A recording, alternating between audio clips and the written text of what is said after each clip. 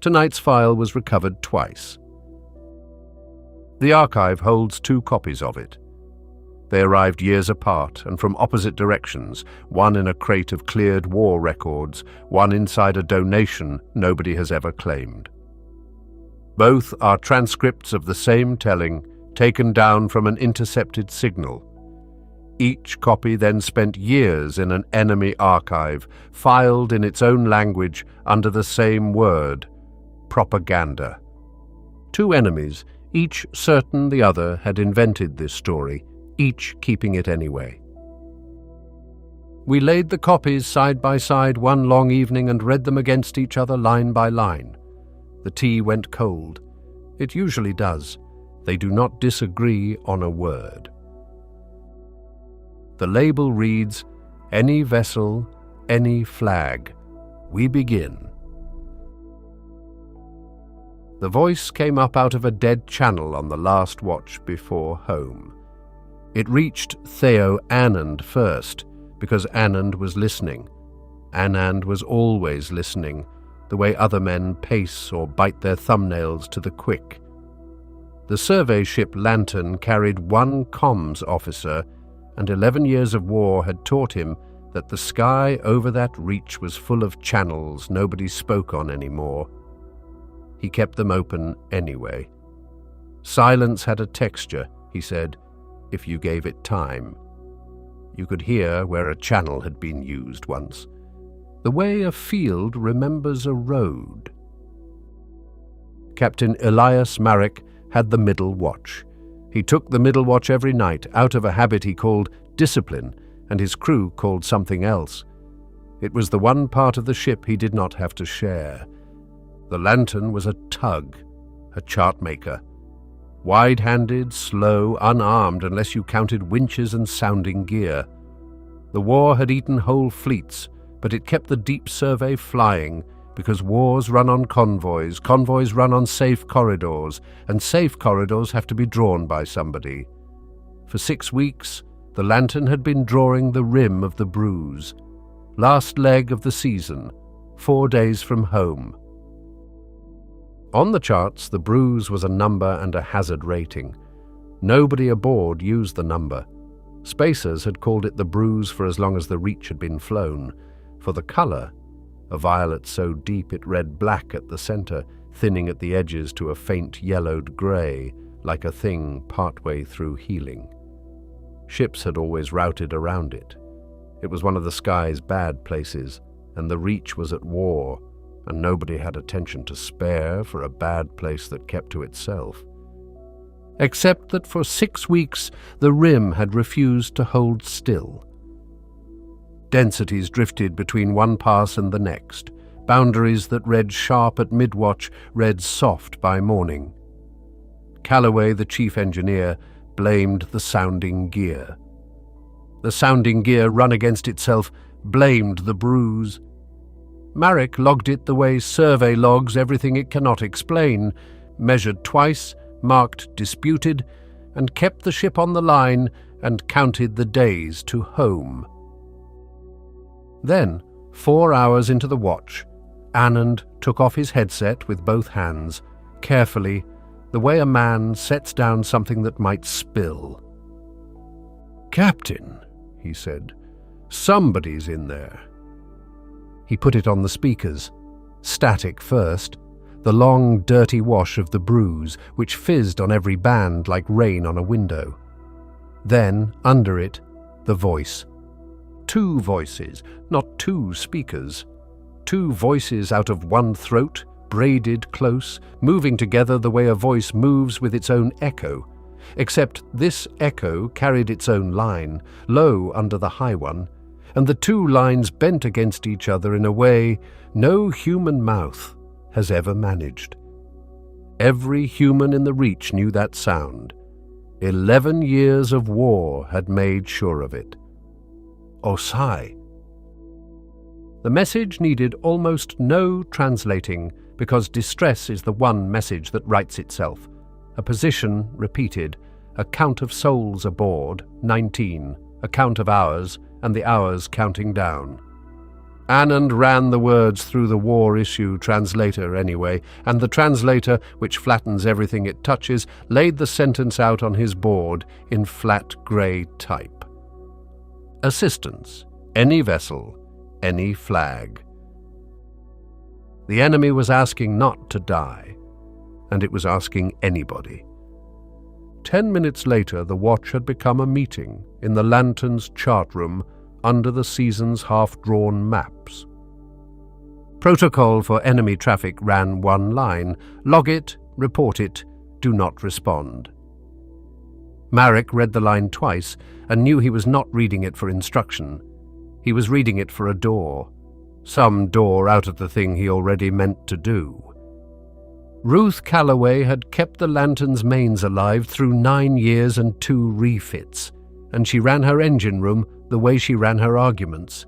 By the book, because the book is written in other people's blood. "It's a war, Captain," she said. "We don't owe them a toe. Standing orders say we don't owe them an answer." One knuckle rapped the chart table. 11 years. They wrote these rules themselves, the day they answered one bad order with a fleet. Let their own kind dig them out. "There's no their own kind in range," Anand said. He said it quietly, eyes down, as if apologizing for the shape of the sky. "There's nobody in range at all. I've listened. Whatever answers, it's us or it's nothing." Under the argument on the open channel, the position went on repeating, patient, like a dripping tap. The hour count had come down twice since they had turned the speakers on. Marek stood with his hands flat on the half-drawn chart, and what he thought about was not orders. The war had been 1 hour old when it took Marcus Bell. First contact, an Osai envoy formation, a human escort standing off at a courteous distance, a general watching from a bridge, and something the general thought he saw. Nobody alive agrees on what. The order he gave out of it lasted 4 words. The answering fire took the whole escort, and among the escort was a survey man, seconded for the occasion because somebody had wanted a chart-maker's eyes on history, Marek's oldest friend. 11 years. And Marek had never found anything the right size to hate for it. A whole species was too big. One frightened man was too small. It had not even been malice. That was the wound of it. It had been a flinch, and everything since stood on that flinch, the fleets, the graves, like a city built on a fault. "Time to the source, best safe speed," Marek said. 11 hours, Anand said. "They're broadcasting 19 sols and 30 hours. 30 was 4 hours ago." "Captain," Calloway said, "log the following." His voice did not rise. It never rose. "Course change into the Bruise. Purpose, answering a distress call. Origin, enemy. The order is mine. Sol, no concurrent sort, none recorded." He looked up at Calloway then, and gave her the only thing he had. "If it goes wrong, it goes wrong on one name." Calloway held his eyes for a moment. "One name doesn't fly a ship, Captain," she said, and went back to her engines. The Lantern came around by degrees, the way big slow ships turn, no drama in her ever, and steadied on the new line. And the Bruise came up over the bow like weather. Nobody on the bridge said anything you could put in a log. Inside the rim, the first hours were almost beautiful. The haze took the Lantern's running lights and gave them back enlarged, softened at the edges, so the ship moved down a corridor of her own glow. The colour stood everywhere and nowhere, that deep bruised violet, banked and slow, thinning and thickening like something breathing on a scale too long to prove. The instruments did not find it beautiful. The sounding array said the way ahead was thinner than the way behind. Then it said the opposite. Then it said both at once, and Anand split the difference by hand, and kept his corrections to himself. And once Marek saw it, filed it, said nothing. The floodlights swept a bank of haze, and the glow came back a half-beat late, as if the light had been somewhere, as if it had been considered. By the 6th hour, the hull had begun quietly to sing, not the thin strain song of speed, lower, longer. The note metal finds under a pressure that is not quite pressure, a hand that is not quite closed. They found the ship in the 11th hour, in a pocket where the haze went dense as milk. It hung dark, long and keeled wrong by every human instinct, its lines answering questions no human yard had ever asked. No running lights, no beacon but the voice. And it was not adrift. Adrift things tumble slowly and show you their edges. This thing sat fixed, held in the medium like a fly in old amber, and over the open channel its hull creaked, long and irregular, the sound of a house settling around people who cannot leave it. The lantern's own controls had gone heavy in the last hour, answering a half-beat late, flying, Marek thought and did not log, like a ship moving through held breath. On the distress band, the Count had stopped speaking in hours.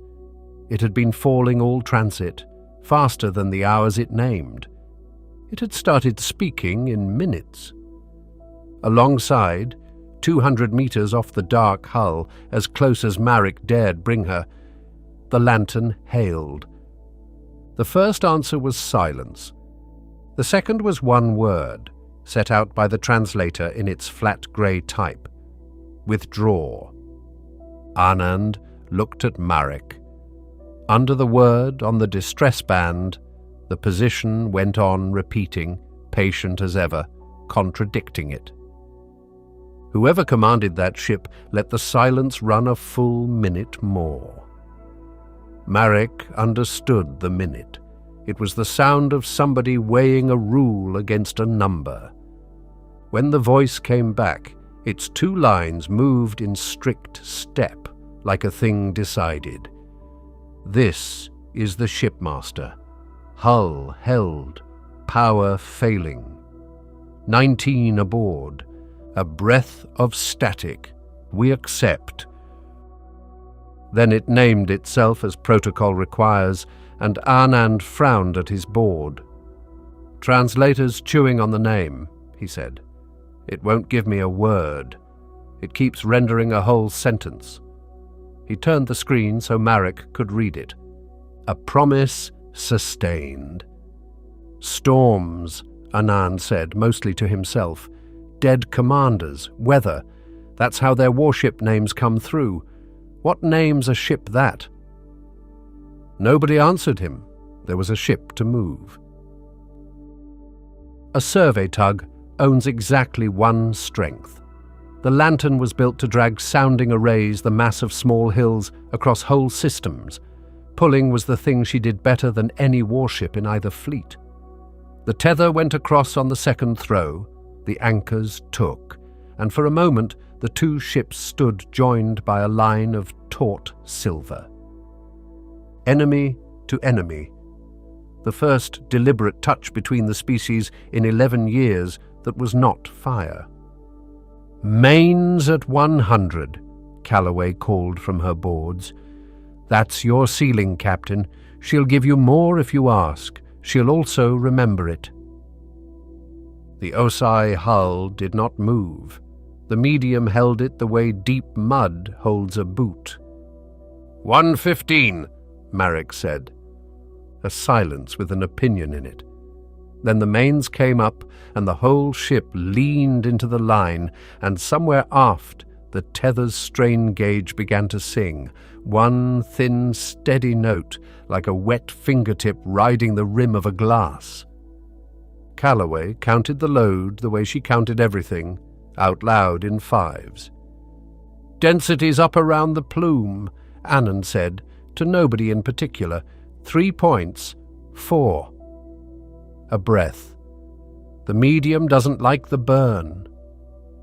He said it the way a man notes weather. Nobody answered that either. For 4 minutes, nothing moved but numbers. Then the Osai ship came free the way a boot comes out of deep mud, all at once, without grace, with a sound over the open channel that no translator had an entry for.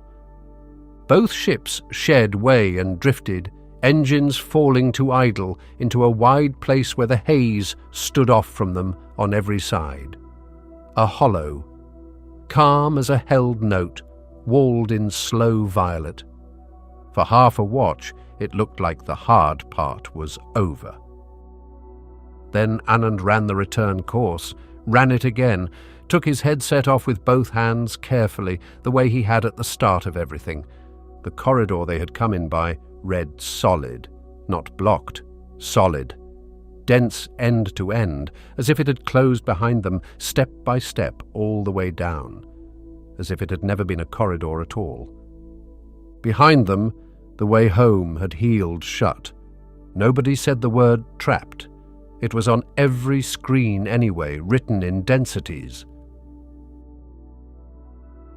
The enemy came aboard the lantern at the start of the next watch. 2 of them, hand over hand, down the tether in patched vacuum suits. The crossing of a crew that had stopped trusting its own engines even for a boat run. Marek received them in the chart room, the only compartment aboard with a table sized for 2 species worth of caution. They stood taller than the room had been built for, and stooped without complaint, as if rooms had never yet been built for them anywhere.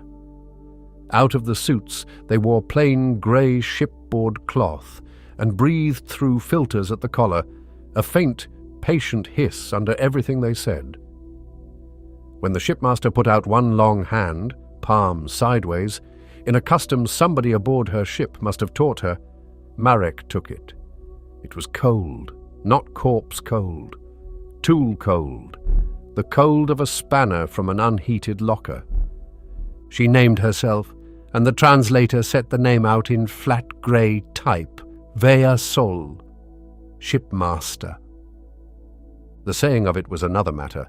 Among the Osai, Anand had a war's worth of listening behind the claim, a name is not a word, it is a chord.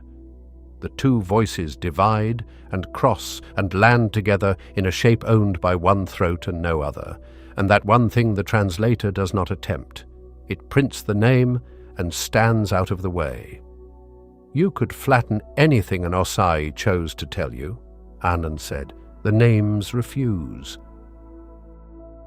The other one was Rune, her engineer, a hand shorter, wide through the shoulders, grey cloth burn-scarred at both forearms, and no interest to spare for humans. He stood a half-step nearer his shipmaster than any protocol required, and he watched her the way Calloway watched her gauges. Not devotion. Maintenance. The inventory took an hour both ways, and it was honest because the numbers left no room to be anything else.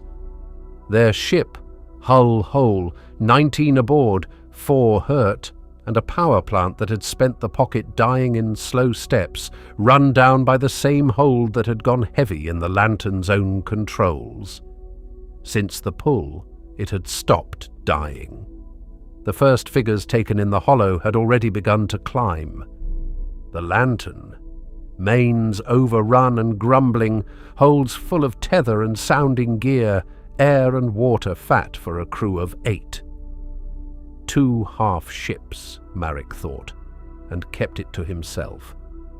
What they agreed on in the end was small, a watch in common, 1 human, 1 Osai, awake on the open channel at all hours, so that nothing either ship did could look, even for a minute, like the start of something. Guards kept to their own decks. Data shared where it touched survival, and nowhere else. The translator set out her acceptance in even grey type. A watch in common. Nothing further is asked. And there, 1 word wide, quickly resolved, Marek heard the low voice bend. He had no ear for their music, not then. He could not have named the interval. He only knew that for one breath the two lines had not agreed. The high line going on alone, smooth as print, the low one coming back a half-beat late. Like the light in the haze, he thought, and could not have said why. That unsettled him. Afterward, when the enemy had gone back down the tether and the chart room smelled faintly of rain on stone, that was what their filters left behind them, the smell of rain on stone. Anand stood a long time over his console, replaying 4 seconds of sound. "The undervoice slipped," he said at last. "On nothing further. The top line is for the translator, Captain. Every manual we have says it the long way round." He shrugged, apologizing to the sky again. "The under one doesn't lie." "Then what does it say?" "Something further," Anand said. "I just can't tell you what." The hollow measured 6 kilometers across, walled in slow violet on every side, and on the second day they went looking for the soft place in it. The sounding gear found one. West, by the ship's own reckoning, a stretch of wall where the densities read thin and stayed thin through 3 passes. Thin enough, maybe, to burn a road through. Nobody said escape on the common channel. The agreed word was survey. Then came the choreography. The lantern would make the burn. She had the mains for it. And to make it, she had to stand stern on to the wall, drive live, deaf and committed, which meant choosing where the enemy would wait while she did it. Astern of her, and they sat in her plume. Abeam, and they sat where a warship sits to fire. 11 years of war had an opinion about every bearing in the sky, and the morning went to arguing with all of them. What they settled on was this: the promise. The crew had shortened the name inside a day because you cannot hail a sentence. Lay at the hollow's center, drives cold, shutters open, in plain view of the lantern's bow. And on the common channel the joint watch counted the burn aloud in both languages, so that every ear on both ships could hear that nothing was being done quietly. Trust, it turned out, began as a seating arrangement. The burn ran an hour at half power. The plume played against the thin stretch like a torch held to wax. For 10 minutes it worked. The wall gave, grudging a few meters at a time. The falling numbers went out over the channel in 2 languages, and one of the young voices on the lantern's count began, without knowing it, to sound like hope. Then the numbers turned. The wall did not push back. Nothing so honest. The densities around the plume simply began to climb, 3 points, 5, 8, the way they had climbed at the rescue burn, and this time they did not stop, and they did not stay put. The thin stretch thickened, and the stretches beside it. By the 40th minute, the gear could no longer find the soft place it had certified that morning, and Marek called the mains to idle, and stood at the bridge glass watching the wall of the world come in. Not fast. Nothing about it was ever fast. The hollow lost 400 meters that day, evenly, on every bearing at once, like a tide with no sea behind it and no moon to call it off. In the evening, the joint watch logged the hollow's new width, both ships agreeing to the meter, and Anand sat alone with the day's soundings, mapping where the thickening had begun and how it had spread. He brought the map to the chart room without being sent for, and said what the plot said. It closed from the direction of the noise. By the 3rd day, the chart room had stopped being a meeting place and become an instrument. Both ships' soundings on one table, which was harder than it sounds, because Osai instruments do not count. They sing. Where the lantern's gear returned figures, theirs returned tone, pitch for density, duration for spread, the two lines of the recording bending apart wherever the readings disagreed. Data came across as short passages of grave, braided sound, and Anand sat transcribing enemy music into human arithmetic, like a man given back a language he had only ever heard shouted. Rune came aboard for the work. Calloway met him at the engine room companionway with her arms folded. "You can stand at the door," she said. "You can look, you can talk if he talks." She gave him the once-over she kept for used parts. "Not their hands in my board, Captain. That's where I am." Marek let it stand. The door was enough. Rune stood at it, hour after hour, still as a stanchion, watching the lanterns overrun mains the way a man watches a colleague's bad bandage, and through the small translator at his belt he offered, when a transcription stalled, one flat grey word at a time. Again. It was Marek who set the language of the room. The evening a young voice on the joint watch logged that the medium had punished the burn. "Strike punished," he said. "The log takes conditions, not opinions." The room took it. After that, the wall was not stubborn, was not angry, did not refuse. The wall was denser here and thinner there, contracting at one rate and easing at another. The column for meaning did not exist, and Marek intended to keep it that way. That evening, on the common channel, he asked the shipmaster what her people's charts called the thing that held them. The answer came back in grey type, and for once the flatness read like tact. Our charts give it a number, our spacers gave it a name. Your word for it is a bruise, ours is an ache. He sat with that a while after the channel closed. Two species, two fleets, and both, meeting this place, had gone looking for its name in the body. Anand, later, pushed one question further. How had her people crossed the dead regions in the years before the war? Their soundings of the reach went down layers and generations deeper than the surveys. The answer took longer than translating explains. The old crossings are not mine to give. The undervoice, Anand reported afterward, had been level as a deck. Whatever that sentence was holding back, it was holding it back truthfully.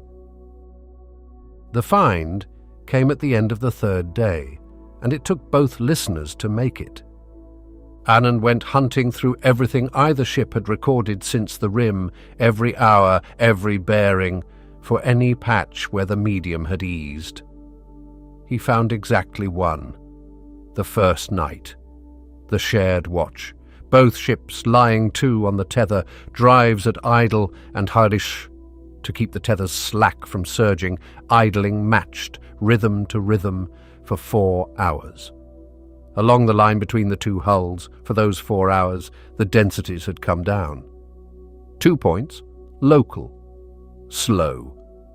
At the change of watch, the phase had drifted apart, and the easing had stopped. He might have doubted his own arithmetic, but Rune heard the hours named, took the recorder from his belt, and played the promises log of the same 4 hours. And in that braided tone anyone could hear it, even a human, even on a first listen. The 2 lines of the recording came slowly down out of their argument and settled and held 4 hours together in plain harmony. Force fed the closing, matching eased it. "Say it as a condition," Marek said. "Synchrony correlates with easing," Anand said. "Local, slow, a breath, real. Coincidence has killed more spacers than the war has," said Calloway from the companionway. She had come up without anyone hearing her.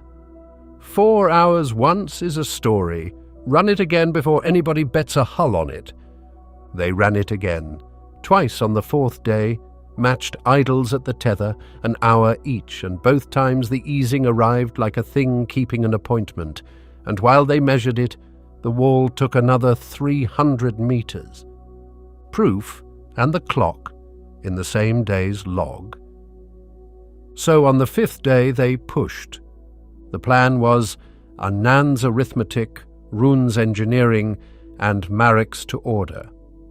Both ships under way together, slow as walking, bow on for the stretch where the wall now read least. Drives phase-matched down past the decimal. Hold the matching, let the easing open a seam and follow the seam out. Hours of it, a road opened 100 meters at a time by nothing louder than patience. Rune rode the push from the Lantern's engine room companionway. The compromise nobody loved.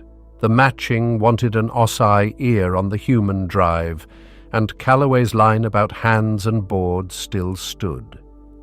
So he stood, translator at his belt, eyes on her gauges. For the first hour, the medium kept the appointment. A seam opened ahead of them, a ship and a half wide, walls of slow violet, closing gently behind, parting gently before, for exactly as long as the two drives held their step. On the bridge repeater, Marek watched two waveforms lie over one another, breathing together. The joint watch had left the channel open, engine room to engine room, and under the Lantern's own note ran the low, braided hum of Osai stations calling their marks. His ship and the enemy's walking out of the trap in step. Anand called it at the half, density astern rising as the seam heeled shut behind them, density ahead thinning. 40 minutes to open sky. The mains had carried 9 years, 2 refits, and 1 rescue nobody had asked them to forgive. Somewhere in the second hour, the note of the drive changed. Calloway heard it before her boards did. Marek, on the open channel, heard her count break off in the middle of a 5. Phase is drifting. Number 2's running hot. Captain... The bill for the rescue burn came due all at once. For the 1:15, for 4 minutes at loads, the book had priced in other people's blood. Number 2 main let go without a bang. A bearings whine climbing out of hearing.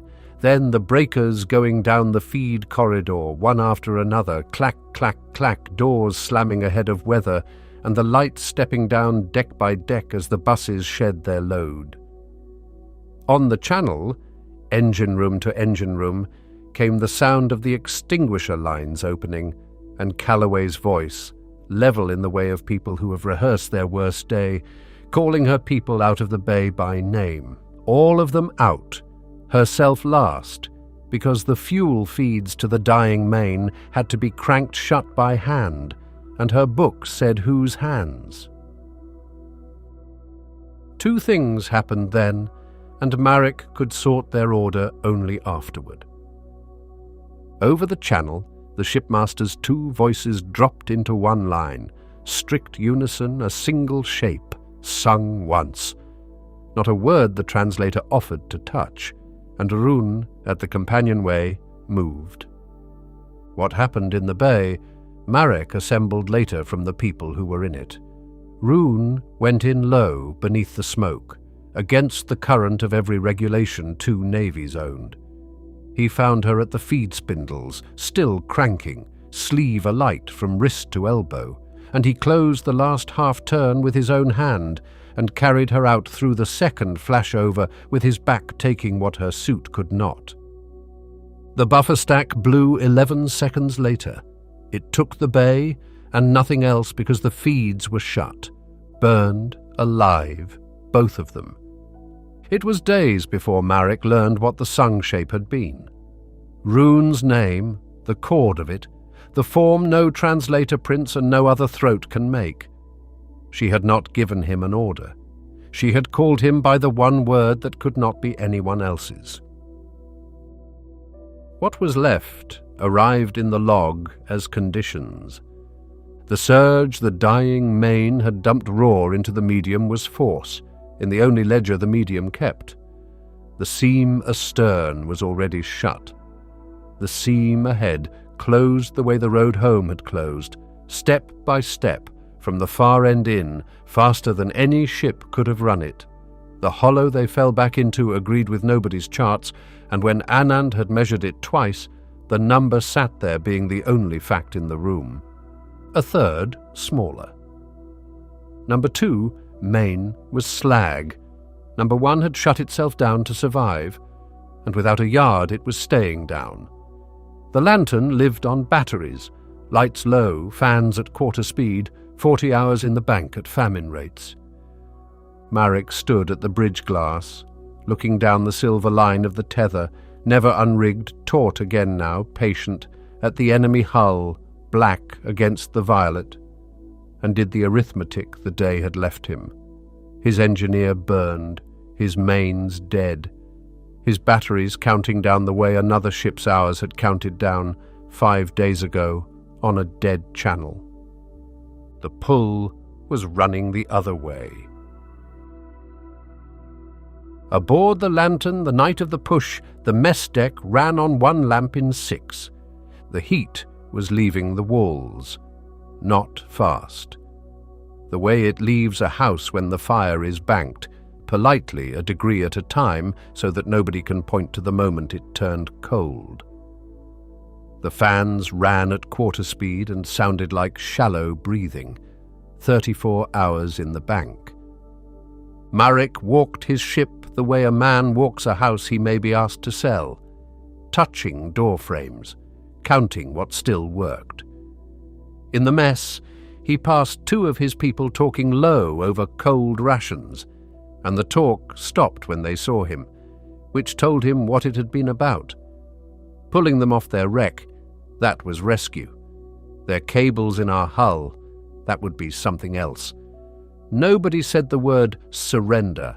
Nobody had to. On a dark ship, a word like that finds its own way around. The offer had arrived an hour after the push, before Marek had finished working out how to ask. Vea Sol's translator set it out in flat grey type. 4 lines, no flourish. Power across the tether, as much as the lines will carry, for as long as the need holds. Terms yours, terms yours. He had read that line the most times.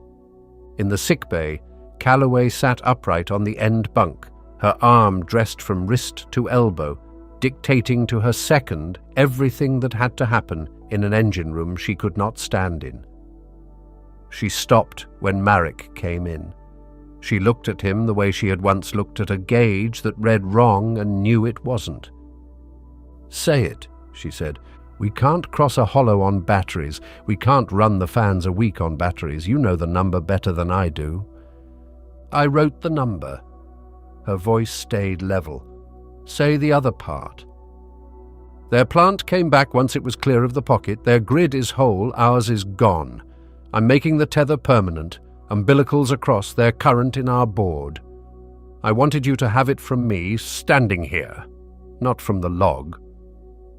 The fans breathed. Somewhere aft, a relay clicked, patient, keeping its small count of what was left. "Number 1 bus first," Calloway said at last. "It's the cleanest run, and the couple of spares are in the left-hand rack, which nobody will ever find unless somebody shows them." That was all of it. Marek had commanded her for 9 years. He knew a yes when he was given one, and he knew the size of this one. By morning the tether had company. 3 lines rode the silver crossing beside it, sheathed and taut. Aboard the lantern, the lamps came up 1 deck at a time, the fans stopped sounding like a sick man, and the cold turned around in the walls and went back the way it had come. Power was the easy half.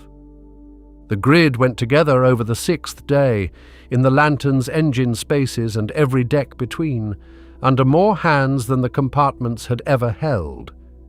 It did not want to go. The Osai current sang at the wrong pitch. Their whole grid ran to a different count, tuned for machines the lantern had never met. Converters got built out of bench stock and argument. Every coupling had two names, one to a ship, and Anand ended up keeping a list, 2 columns growing by the hour. The first dictionary either species had written for the other, and every word in it was a machine part. Rune stood at the main board with Calloway's second. Then, nobody could say afterward when it changed, with Calloway, who had come as far as the hatchway, then as far as the rail, then was inside, directing with her good hand, her yes getting larger by the hour without one word being added to it. Mid-afternoon, a converter let go. A crack and a surge running for the stack, and 4 hands caught it, 2 human on the breaker, 2 tool-cold on the shunt, faster together than either pair had any right to be. The stack held. The work went on. And in the evening of the 6th day, the 2 hums found each other. Marek was on the bridge when it happened, and he had it in his boots before any instrument reported it. The beat between the 2 grids, that slow throb of 2 frequencies disagreeing, which had sat under everything all day like a headache, slowed and slowed and stopped. The 2 tones sat down inside one another and became a chord. He had heard that shape before. 2 voices out of one throat, agreeing. What followed went into the log as conditions. Through the night, the pitch of Rune's recorder came down, a fraction at a time, and the ease spread along the line of their drift. By morning watch, Anand had measured the hollow twice and put the number up where the whole bridge could see it. The wall had given back 300 meters.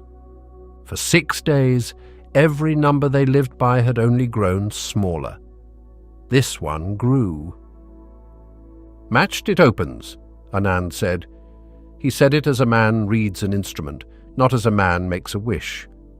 Apart, it closes, slow and only along our own line, but it opens. The bank climbed, the fans ran full, and somewhere in that morning aboard both hulls the question quietly turned over, from the one they had been living with, "Can we get out?" to one nobody had thought they would ever log.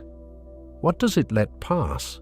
And can 2 ships become that thing and stay that thing for as long as the road is long? Anand began charting which way the calm ran. On the 8th day, in the Lantern's chart room, they planned the long run out. The chart carried a line now. Anand's line, the path of the easing, threaded through the seams the cord had opened and the seams it stood to open next. Sailed at the pace the medium permitted, it made the rim in 6 days. Veasol stood across the table from Marek, the filters at her collar ticking softly, and the room smelled faintly of rain on stone. And for 1 hour the war was a rumour from somewhere else. Then the tremor came up through the deck. A tightening, everywhere at once, faint as weather changing. Run's recorder, relayed up from the engine spaces, lifted its long note by a quarter tone and held it. On the chart, Anand's line got harder to believe. "Force," Anand said at his board. "Not ours, far." He listened the way other men aim. Drives. Many drives, burning hard out at the rim. They're quartering, it's a search. Nobody spoke. The Bruise had shown them days ago what it did with the direction of noise, and Veasol's 2 voices, when she finally used them, had gone down into one. "They are not searching for you," she said. Strict unison, the register of the burning bay, the register her kind kept for what could not be sung around. "They are searching for me." She told it standing in the flat grey of the translator, and the undervoice never once bent away from it. Her errand had no sanction, No order had cut her loose, no court knew her heading. She had taken a survey of the dead regions as her cover, and a ship whose name was the errand itself, a promise sustained, and gone looking for the one thing 11 years of war had made unfindable. A channel, a place where a different kind of word could cross. If she found it, she had meant to spend what she was to keep it open. "And what are you?" Marek said, quietly. The room already knew the shape of it. "My father is the Emperor," she said, both voices, one line. "I am his daughter. The fleet at the rim is my house, come to take me home before the war learns what I am worth to it." The cold in Marek did not arrive from anywhere. It had been there 11 years, kept low, and it stood up. 11 years ago somebody flinched, he said, and the order it made was 4 words long, and the answer took an hour, and Marcus Bell never came home at all. Nobody on your side ever disowned that hour. Nobody on mine did either. His voice stayed level. That was the worst of it, that he could hear himself keeping it level. And you stood on my deck. You watched my engineer burn. You fed your grid into my board and let my people mutter about surrender. And the whole time you carried the one fact that put every one of them inside your war's reach. They bled around your secret. "Yes," she said, "unison, no bend. Was any of it yours? The watch, the cord?" He looked at the line on the chart. "Or have I been running a princess's errand without being told?" "A shipmaster held your tether," she said. "A shipmaster gave you her grid. Rank did none of it. Rank out here is a lever for other people's hands, named, I am usable or I am killable, and either way I stop being mine. Unnamed, what I did was only what I did. You asked once why the old crossings were not mine to give. They belonged to the house I was born in. To lay them on this table was to lay my name on it." The under voice held. He could hear it now. That was the bitter part, that he had learned to hear it aboard his own ship, over his own charts, and it did not bend, and it did not beg, and it did not lie. He believed every word of it. It helped nothing. The pulling apart was done by the book, both books, and that made it worse. Watches redivided. The word list closed. Osai hands came up out of the lantern's board politely, tools wiped and racked, and the companionway door went shut and stayed shut, dogged from her side and from his. The umbilicals stayed, the need held so the lines held, but everything else withdrew up its own cables, and by the last watch the 2 ships rode the hollow the way they had ridden it the first night. The medium kept its ledger. Out at the rim, the torches burned their search, hour on hour, and the tightening came on from every direction at once. Not weather now, arithmetic. By morning, the recorder's note had climbed past every mark on Annan's scale, and the hollow had taken back in one night most of what the cord had opened in 2 days, and out along the plotted run, the seams were going out one by one, each a little nearer than the last. Whether the fleet ever found them or never did, its torches were already in the room. Marek took the middle watch alone.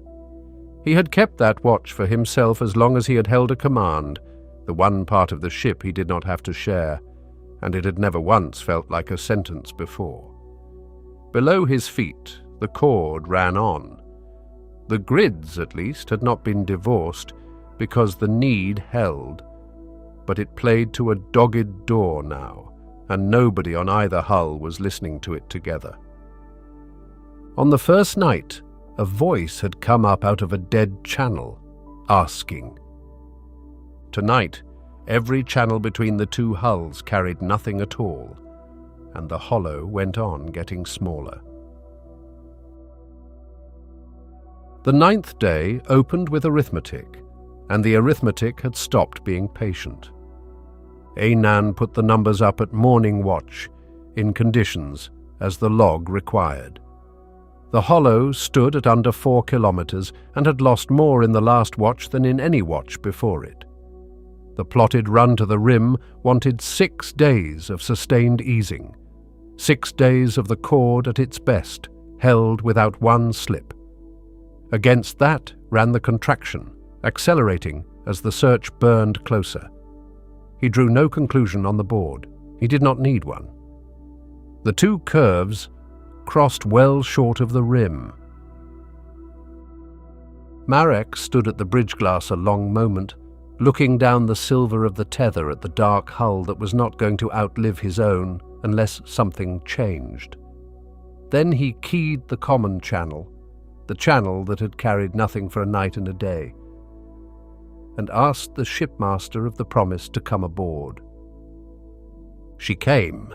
Both of them came, Rune a half-step behind her as always, moving carefully under the dressings on his back, down the tether in patched suits, as they had come the first day.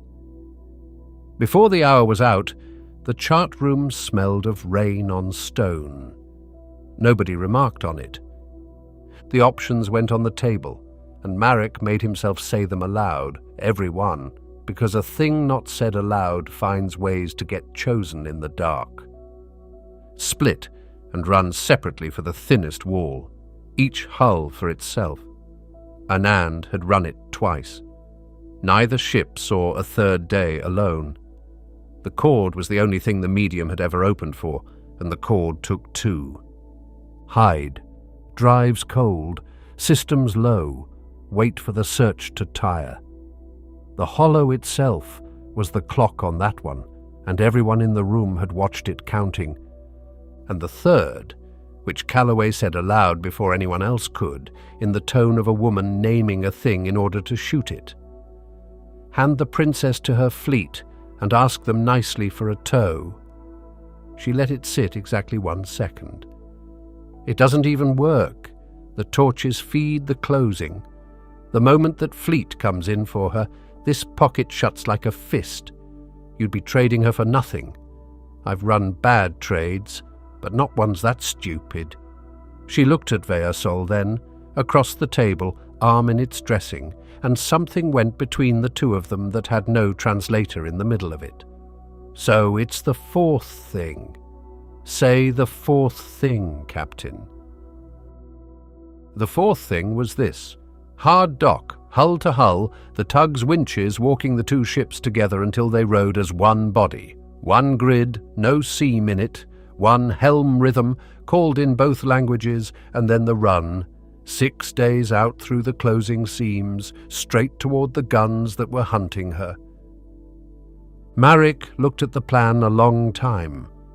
It bound every soul on 2 ships to one course, and he had given one sole order already that season, and it had put them all here. Log the following, he said at last. Proposed, hard dock and joint transit to the rim. The order is not given. A breath. Concurrent sought, every soul, both ships, both logs. It took 2 hours. Anand rigged the channel so that every deck of both hulls could hear it, and station by station, in 2 languages, the ships answered. The 4 hurt Osai answered from their bunks. The youngest voice on the lantern answered last of the humans and did not hurry over it, and nobody hurried him. 27 souls counted into both logs, and not one of them given away by anyone else. The lantern had been built to pull, and she spent the rest of the day drawing the enemy against her own flank, meter by meter, until the 2 hulls rode as one dark shape in the last of the hollow. Calloway watched the Osai engineering crew come across toward her engine spaces, and stood aside from the hatch, and said to Ruan, in the voice she kept for readings she had decided to trust, "Your hands, mine's spoken for." And she stayed at the rail all night, calling out where the spares were, letting it happen. The run began at first light on the 10th day, if first light meant anything in a place that made its own. The joined ships moved as the medium demanded, slow as walking, drives matched down past the decimal, the helm rhythm called aloud on the open channel in both languages, a count steady as breathing that never stopped day or night, because the seams held only for as long as the count did. The cord ran through both hulls now with no tether slack to blur it. Annan said the medium heard them better this way. He said it in conditions. The easing ran wider and held longer than the chart had promised, and kept the word heard out of the log. The seams opened, a ship and a half wide, then a ship wide, walls of slow violet parting before the bow no faster than the count allowed, closing behind the stern like water that had never been a road. Day and night gave way to the watch bell and the count, and for the first time in any command he had held, Marek gave the middle watch away. There was one rhythm now, and it did not belong to him. On the 3rd day of the run, the passage came down to its narrowest. The plotted seam ran between two standing banks so dense the sounding gear read them as hull. The joined ships cleared the slot by less than their own beam, and the walls stood so close the running lights came back off them doubled. The hull chorus climbed. Every plate in both ships had something to say about the pressure, and the count ran on through all of it, steady in 2 languages, the one voice in the dark that did not shake. At the worst of it, 3 steps from where Marek stood, one of the helm watch broke, the youngest aboard, the one whose counting had once begun to sound like hope. Not loudly. His hand simply left the rail and went for the lateral thrusters, for the honest human instinct of pushing away from a wall that is coming at you. Calloway was there. She had stood her watches on the bridge since the dock, on the theory that a chief engineer with no engine room minds everything. Her good hand closed over his wrist and held it and put it back on the rail. Not one word. The wall went by. The count never wavered. The medium, which punished deeds and kept no ledger for temptations, let them through. Nobody logged it. Some conditions are people. They made the rim on the 5th day of the run, a day ahead of a chart drawn for 2 ships on a string, and the last seam thinned and paled and opened. They came out of the Bruise into a sky full of torches. Torchlight everywhere. Drives, burning in a quartering, spread across the whole face of the rim, near enough that the door they had just come out of was already closing on the noise of her own house. The challenge arrived inside the minute, in flat grey type. Identify. Stand clear of the Imperial vessel. Prepare to be taken in charge.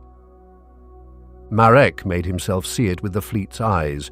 The Emperor's daughter's ship, missing a whole season, come crawling out of a dead place, lashed to an enemy hull. Not towed, not escorting, fused. Every reading of that was bad, and the war stood ready to supply the worst one, and somewhere out in that spread of light a commander sat the width of one word from giving it. And this close to the rim, with the interior drawn tight behind them, nobody needed Annan to say what a broadside would feed, or what it would close, or on whom. Veasol did not use the translator. She had Anand open every band the lantern owned, war channels, survey channels, the dead ones, all of them, and she stood on the bridge of a ship that was still, on paper, her enemy's, and she sang her name. The full form of it, the house form, the one never given to strangers, the cord that divides and crosses and lands in a shape one throat in the galaxy can make. The translator printed nothing. There was nothing for it to print. Anand had said it the first day, and it had taken the whole season to become a fact worth a fleet. You can flatten anything an Osai chooses to tell you. The names refuse. For a moment, the reach held exactly two sounds, a fleet's torches, and her name going out over them. 11 years earlier, a frightened man had seen something he could not name, and the order he made of it was 4 words long, and everything since had stood on that flinch. The commander of her house's fleet saw something he could not name. The emperor's daughter alive, singing the house form of her own name from an enemy deck. He did not flinch. The torches banked. The targeting tones went down ship by ship, going quiet across the sky in a long, ragged line. And the answer, when it came, was not an order. It was a question. The type on Anand's board read, "Daughter of the house, who holds you?" She answered in the 2 voices in harmony, the register of ease, the register of truth, and let every ship of her house hear the under voice not bend. No one holds me. What holds this course is a promise, sustained. That night, the 2 logs went across to the flagship side by side, human and Osai, the same 14 days in 2 hands.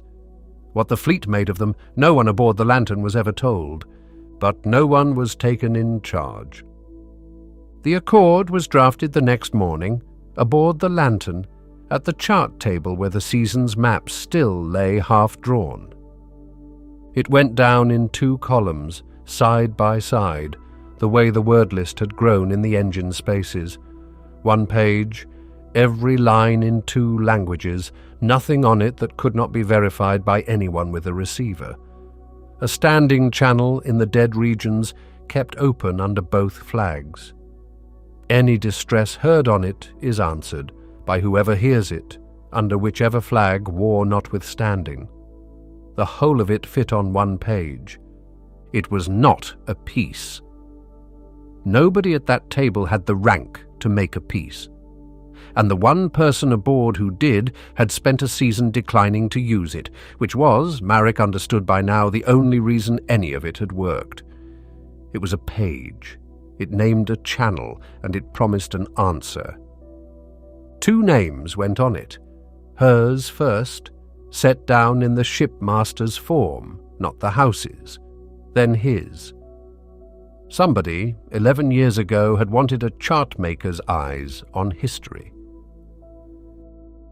History got a chartmaker's hand instead. It was read out on the open channel, both languages, every deck of 2 ships hearing it through, and, because nobody closed the channel, a whole fleet standing witness, unasked.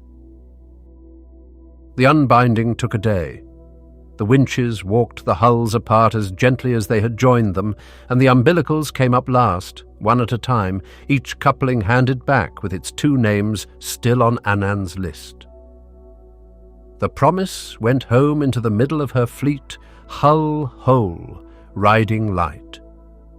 The Lantern had no mains and a full bank that could not carry her home, and so it was Anand who keyed the new channel first at Marek's order, dry as a man reading a meter. Unarmed survey vessel, propulsion gone, requesting tow to charted sky. The first call answered on the new channel was the Lantern's own. A warship of the house that had spent a season hunting them came about and passed a line to the enemy and pulled. The farewell between the 2 ships was protocol on both sides, translated flat, entered in both logs. Terms concluded, channel stands, fair transit Lantern, and under the grey of it, on the low line alone, pitched so quietly that only a man who had spent a season learning to hear it would catch it at all. His name. Not his rank, not the captain form the protocol wanted, just the name. Once. He did not log it, there was no column for it. The tow ran long, out toward the edge of the charted sky, where the survey's own relays could hear the lantern and come the rest of the way. On the second night of it, Marek found Anand aft, at the stern glass, watching the Bruise go small astern, and Anand said the thing he had been carrying since the hollow. "It never spoke to us. I know that. Conditions only. I wrote the rule myself." A breath. "But I don't think it ever saw two ships, Captain. It closed on the fighting, and it opened when we matched, because that is what a body does. It holds a wound. It tightens around the fighting, and when the fighting stops, it lets go." He looked at his hands and slowed, because he knew he was guessing and knew the guess would follow him the rest of his life. "So I keep arriving at the same question, and I can't make it go anywhere. Were we the wound, or were we the healing?" No instrument aboard could answer him. No instrument anywhere could. It went into no log, and the man who listened for a living made his one guess, and the sky has kept its own counsel since. The last Marek saw of it, before the Reach's ordinary night took it back, was the line of their crossing. Astern, where the Violet had stood deepest, a single straight seam ran through the colour, the width of two ships that had passed as one, and along that seam the dark had eased. Paler. The way the edges had always been paler, like a thing a little further along in its healing than it had been. It might have been the light, it might not. That is where the file ends. Both copies end there, on the same word in the same silence. They were taken down by two sets of clerks in two languages on opposite sides of a war, each certain they were transcribing the other side's invention. We have read a great deal of invention in this room. It does not usually agree with itself to the word. As for the thing they crossed, it never spoke, it never aimed. It tightened around force and it eased around accord, and it let two ships pass along the line of their own agreement. And the file offers one listener's guess about why, and no verdict. So the questions keep, the way questions do in a place like this. What was it that held them? And was the listener right?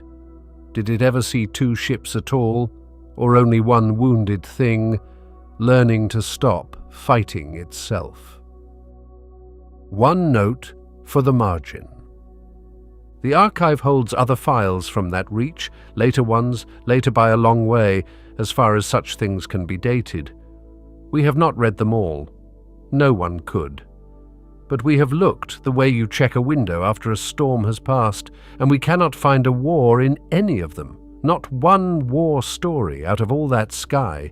It may mean nothing. Our collection has gaps.